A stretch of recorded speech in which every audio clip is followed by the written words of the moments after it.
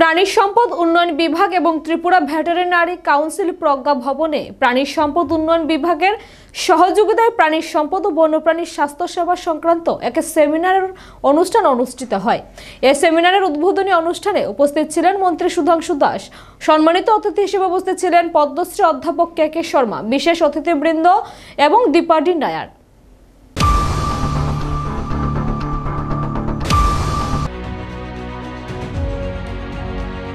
এই প্রসঙ্গে প্রাণী সম্পদ বিকাশ এবং উন্নয়ন দপ্তরের মন্ত্রী সুধাংশু দাস বলেন, এআরডিডি ডিপার্টমেন্ট এবং ত্রিপুরা ভেটেরিনারি অ্যাসোসিয়েশনের যৌথ উদ্যোগে ত্রিপুরা রাজ্যের যেসব ভেটেরিনারি ডক্টর রয়েছেন তাদের দক্ষতা বিকাশের লক্ষ্যে এক সেমিনার অনুষ্ঠিত হচ্ছে। এই সেমিনারে বাইরে থেকে রিসোর্স পার্সন এসেছেন, তারা টেকনিক্যাল ব্যাপারে আলোচনা করবেন। মূলত বিষয় হচ্ছে প্রতিদিন পরিবেশ পরিবর্তন হচ্ছে, জল হাওয়ার পরিবর্তন হচ্ছে, ফলে পশু পাখিদের মধ্যে নতুন নতুন রোগ দেখা দিচ্ছে। এগুলো কিভাবে মোকাবেলা করা যায় এবং পশু পাখিদের স্বাস্থ্য কিভাবে সুরক্ষিত রাখা যায় সেই লক্ষ্যে ডাক্তারদের বিশেষ প্রশিক্ষণ দেওয়া হবে। এইসব প্রশিক্ষণের মাধ্যমে রাজ্যের ডাক্তারবাবুদের দক্ষতা বৃদ্ধি পাবে এবং রাজ্যের পশু পাখিদের স্বাস্থ্য সুরক্ষিত হবে। এআরডিডি এবং ত্রিপুরা ভেটেরিনারি অ্যাসোসিয়েশনের কর্মকর্তাদের এই উদ্যোগ নেওয়ার জন্য মন্ত্রী আন্তরিকভাবে ধন্যবাদ জানান।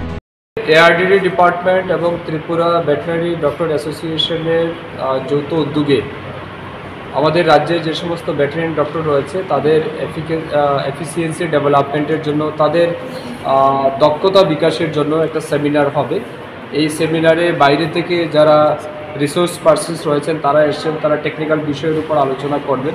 মূলত বিষয় হচ্ছে প্রতিদিন আমাদের নেচার পরিবর্তন হচ্ছে, এনভায়রনমেন্ট চেঞ্জ হচ্ছে এবং বিশেষ করে পশু পাখিদের মধ্যে নতুন নতুন ডিজিজ দেখা দিচ্ছে। তো এগুলিকে কিভাবে মোকাবেলা করা যায়, এই সমস্ত রোগ এবং জীবাণু থেকে কিভাবে আমাদের পশু পাখিদের সুরক্ষা প্রদান করা যায়, এই সমস্ত বিষয়ের উপর ডাক্তারদেরকে বিশেষ প্রশিক্ষণ দেওয়া হবে। এবং আমি বিশ্বাস করি এই প্রশিক্ষণের মাধ্যমে আমাদের রাজ্যের ডাক্তাররা অনেক বেশি দক্ষতা লাভ করতে পারবেন এবং আমাদের রাজ্যের পশু পাখিদের তাদের স্বাস্থ্যের সুরক্ষা সুনিশ্চিত করার জন্য এটা একটা গুরুত্বপূর্ণ উদ্যোগ বলে আমি মনে করি। আমি ধন্যবাদ জানাচ্ছি আমাদের ডিপার্টমেন্টের যারা কর্মকর্তা রয়েছেন এবং ত্রিপুরা ভেটেরিনারি ডক্টর অ্যাসোসিয়েশনকে। নিজস্ব প্রতিনিধি রিপোর্ট, এশিয়ান টাইমস।